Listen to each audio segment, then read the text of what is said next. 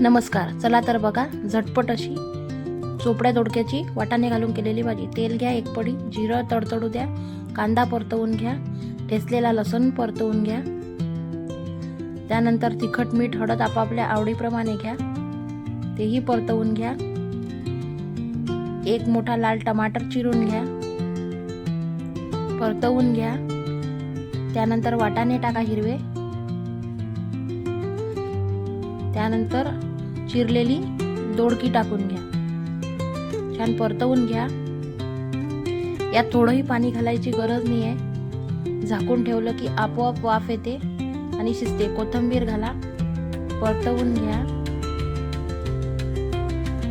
आणि याला आपल्याला 7-8 मिनिटं मंद आचेवर झाकून ठेवायचं आहे. भाजी शिजून तयार आहे. टिफिनवर न्यायसाठी उत्तम उपाय आहे. तेलही नाही सुटत आणि काहीच नाही. खूप छान भाजी झाली होती ही बनवली तेव्हा. आवडली असेल तर लाईक, सबस्क्राईब आणि शेअर करा. तुमच्या सपोर्टमुळे मला मोटिवेशन मिळते. धन्यवाद. भेटूया नेक्स्ट ब्लॉगमध्ये.